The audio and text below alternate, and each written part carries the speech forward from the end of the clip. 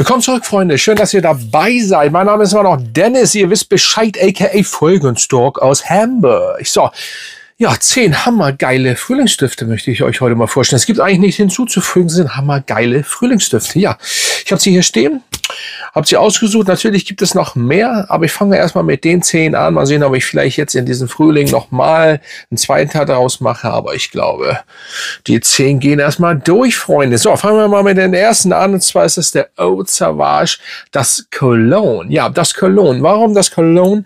Weil es einfach ein bisschen noch zitrischer, spritziger rüberkommt als das Eau de Toilette. Und zwar das Eau de Toilette ist so ein bisschen oldschool-lastig, was ich aber sehr nice finde. Es ist ja der Signaturduft von Steve McQueen und muss ich immer erwähnen, weil Steve McQueen, ne, also Pavillon und so, geiler Film, muss man mal gesehen haben, genau wie den Duft mal getestet haben. Aber hier haben wir das Cologne, das geht nicht so in dieses, sag ich mal, Oldschool, ihr würdet Oldschool, ich finde das Original gar nicht so oldschool, aber das Cologne ist zitrischer, mehr Zitrone, mehr leichter, mehr fluffiger, mehr verspielter, so müsst ihr euch das Cologne vorstellen. Von der Haltbarkeit ist es eigentlich gut. Es ist 5 bis 6 Stunden. Es ist, das bleibt dabei. Dann habt ihr so ein bisschen, glaube ich, Lavendel-Touch. Lavendel ist, und grundsätzlich eine fluffige Zitrone, die richtig schön rüberkommt. Es ist so ein entspannter, zitrischer, oder es ist wie so ein Zitronenkuchen. Nur nicht ganz so süß. So müsst ihr euch das Eau de Sauvage Cologne vorstellen. Ja, von Christian Dior. Mehr muss man eigentlich nicht dazu sagen. Es ist einfach ein schöner zitrischer Duft. Als nächstes kommen wir dann zu einem Duft. Ja, das ist der CK All. Ja, CK All wird, glaube ich, kaum vorgestellt von jemandem. Hier habt ihr schön Grapefruit und Mandarine in, ja, CK-Style. Natürlich auch hier gleich mal vorweg die Haltbarkeit genommen. Die ist jetzt nicht so stark. Da seid ihr bei 4 bis maximal 6 Stunden. Aber fürs Büro und für den Frühling am einen Sonntag schön spazieren gehen, whatever. Wenn das so bei 15, 18 Grad, man muss ja, ne, in Norddeutschland jedenfalls, dann da geht der gut. Der hat, wenn ich ihn jetzt so rieche, er riecht lecker. Diese Mandarine ist auch ein bisschen cremig und die Grapefruit hintenrum kommt auch spritzig und alles andere wird dann abgerundet. So, ja, es ist smooth, richtig schön, lecker, frisch, leicht bisschen grün vielleicht, finde ich. Und ja, ich finde den sehr geil. CK All, ja, weiß gar nicht, ob den überhaupt jemand mal vorgestellt hat. Ich finde, der geht und der muss sich vor den hier zum Beispiel vom Original natürlich nicht verstecken, obwohl das der Klassiker ist, man kennt es, aber CK All ist nice. Der nächste ist dann der Boss Bottle Night. So, und das ist so, wenn man im Frühling so ein bisschen abends nochmal weggehen möchte, denn ich finde, Night passt gut nachts. Man könnte sogar klar in Bars damit gehen, weil der ist gar nicht so verkehrt von der Performance, auch wenn er nicht der stärkste ist. Aber ihr dürft nicht vergessen, ich wiederhole es immer wieder, ich muss mich immer wiederholen, andere, die nicht so viel Düfte benutzen, wenn ihr zum Beispiel zum Essen gehen, also den drauf habt, andere werden den wahrnehmen, weil ihr benutzt jeden Tag Düfte und irgendwann ist die Nase auch ein bisschen, ja, die macht zu irgendwann. Ihr nehmt den nicht mehr ganz so stark wahr. Also vorsichtig, andere ja. Also ich habe für den schon Komplimente bekommen, nach 7 Stunden komischerweise. Das ist also, es ist kein Beast Mode, das ist auch nicht unbedingt ein starker Duft, aber irgendwie ist das ab und zu mal so. Kommt drauf an, wie die Haut zu dem Zeitpunkt ist. Aber hier habt ihr einfach schön auch so einen Lavendel-Touch, cremig, Kardamom ist da drin. Also Boss Bottle Light, ich weiß gar nicht, warum ich den habe ich ja noch gar nicht so lange. Endlich habe ich ihn mir geholt. Ich weiß gar nicht, warum ich den früher gar nicht so auf die Schirme hatte, beziehungsweise nicht mochte, muss man schon sagen. Ich habe fast alle Flanker von Boss Bottle und der kam jetzt mit zum Schluss. Also jetzt habe ich ihn schon eine Weile und man muss schon sagen, der ist gut. Der ist wirklich gut. Also gebt dem mal eine Chance, testet den mal. Also richtig, das ist sogar die 200 ml. Ich bin normalerweise kein Fan von 200 ml, aber hier geht es. Es geht nicht irgendwie bei jedem. Manchmal habe ich das Gefühl, dass da die Performance und überhaupt, dass das bisschen zu, als wenn da eine andere Abfüllung genommen wird, extra für die 200. Kann ich mir nicht vorstellen, aber es ist alles so ein bisschen wässriger. Aber das geht, oder das ist hier bei diesen Boss Bottle Night nicht. Also schöner Lavendel-Endeffekt-Duft. Nur ihr müsst euch den nicht so ganz extrem lavendelig kann man das, sagt man Lavendelicht? Nein, mit zu ganz extrem viel Lavendel vorstellen nicht, aber die DNA so ein bisschen im Background und dann schön frisch, so ein bisschen blau, typisch so ein Duschgel-Duft und dann ein bisschen mit Lavendel und Boss Bottle Style. Das ist schon nice. Ja, als nächstes haben wir einen Feigenduft und ich bin kein Feigenduft-Fan, ihr wisst es.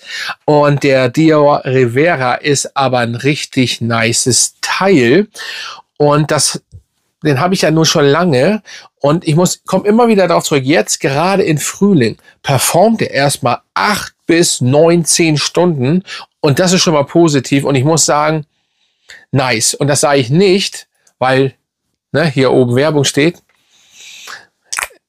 Ich bin wirklich kein Feigen. Also die eingesessenen Fans wissen das. Ich mag Feigendüfte, das ist ganz schwierig bei mir.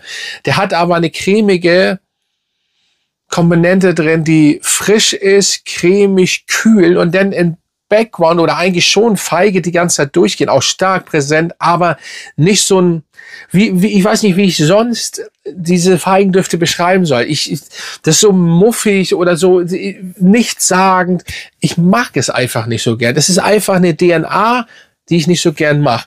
Ich kenne natürlich noch nicht alle Feigendüfte. Es wird bald einer kommen, den werde ich jetzt auch mal testen. Der soll sehr gut sein. Sage jetzt noch nichts. Gucken wir mal. Aber das ist bis jetzt der einzige Feigenduft, wo ich sage, okay, der ist dann auch gleich nice, wirklich. Also, wenn ihr einen richtig schön starken und coolen Duft haben wollt, denn diesen hier, ja, Dior Rivera, Christian Dior, habe ich schon lange und werde jetzt wieder im Frühling auf jeden Fall gerockt, ab und zu mal. So, der nächste ist der Prada L'Homme. Was soll ich sagen? Das muss einfach sein hier im Frühling, Prada L'Homme. Und das ist einfach einer der Saubermann-Düfte überhaupt. Cremig, auch hier wieder ein bisschen pudrig. Also ich finde meiner Nase pudrig, cremig und dann die Iris. So. Und einfach sauber. Wie frische Wäsche, einfach schön sauber. Und wie viele Jahre stelle ich den schon vor? Muss man eigentlich drüber reden. Sehr nice. Oh, geil. Das ist auch noch, ich weiß nicht, ob der geändert worden ist. Das ist jetzt hier die erste Version. Ich kann nur sagen, das ist absolut ein richtig geiles Teil, was Prada gemacht hat. Aber Prada macht schon so gute Dinger. Und da kommt man immer mit gut an. Da gibt es Komplimente. So, der nächste. Private Garden von Marc Gebauer. So, und das ist natürlich ein sehr nicer auch Frühlingsduft, der ein bisschen an Uden erinnert, aber auch nicht durchgehend, nur am Anfang so ein bisschen in der Kopfnote, genauso wie Sculpture ein bisschen erinnert, aber Sculpture ist ein sehr günstiger Duft, der über Jahre, den habe ich schon früher, wo ich jung war, gerockt. Man muss sagen, das ist gut, aber der ist auch irgendwann, wenn man Uden oder auch wenn man den riecht, also wenn ihr den genau vergleicht, dann ist das leider ein bisschen Plastik, wenn ihr nur den Sculpture kennt, okay, aber im Endeffekt ist das alles nur kopfmäßig oder notenmäßig. Nachher hier so in einer Herznote, nur ein Dry Down ist dieser Duft schon noch anders von Marc aber ein Duft, der absolut blumig, bisschen süßlich, cremig, weiß, Sonne, grünes Gras, absolut genial, ja schon fast sommerlich cool rüberkommt und der Orangenblüte, das ist einfach ein schöner Duft, der einfach richtig schön lecker ist. Also Private Garden, muss man nicht viel zu sagen. So, dann kommt der Duft wieder, mit dem alles anfängt. Ich muss den einfach jetzt zeigen und er wird jetzt wahrscheinlich auch im Frühling, Sommer öfters kommen. Ich habe die letzten Jahre das nicht so gemacht, aber Roma, das war mein Duft. Das war mein erster Duft, den ich hatte oder mir selbst geholt habe früher. Und ich hatte davor natürlich schon Düfte, aber das war er. Und das ist der Zitronenkuchen überhaupt. So geil. Und auch der Flakon. Ich finde das immer wieder nice. Schaut euch das mal an. Das ist, ich hoffe, der Fokus macht das. Das ist schon sehr cool. Und den müsst ihr einfach mal probiert haben. Performance ist einfach, bei 6 oder sagen wir 5 bis 7 Stunden. Das ist bei jedem anders. Ich finde aber trotzdem, der muss auch nicht so extrem performen. Wäre natürlich für mich persönlich geil. Aber die DNA und dieses Leckere, dieser Zitronenkuchen und dann diese DNA, die für Roma steht, für Laura Biagiotti oder so, das ist auch der Damenduft, ist genial, ne? Aber ja, das bleibt immer einer oder der Lieblingsduft von mir. Das muss man einfach so sagen, weil es eben, das sind so Erinnerungen, das ist eben der erste mit und Laura Biagiotti ist einfach mit Aroma Uomo am Start. So, Ja, dann kommen wir zu einem der besten Designer, die es überhaupt mit auf dem Markt gibt. Ich hoffe, er ist immer noch so. Die Version hier ist schon ein paar Jahre alt und ich glaube, es ist aber immer noch so. Die Stärke oder die Haltbarkeit war nie stark, aber es ist immer Tagesform. Und wenn man den ab und zu, ich weiß leider immer noch, ich habe es vergessen, mit denen ich den gelayert habe und dann hielt der 8, 9 Stunden und ich habe den herausgerochen nur, nicht den stärkeren, eigentlich nur den und zwar Dolce & Gabbana The One als Eau de Parfum. Das ist so ein, also der Date-Duft schlechthin, ich sage euch das, das ist so genial, der ist so lecker, dieses ganze Zusammenspiel zwischen dieser Süße, dieser Fruchtigkeit, diese ganzen Inhaltsstoffe ist einfach, das passt einfach.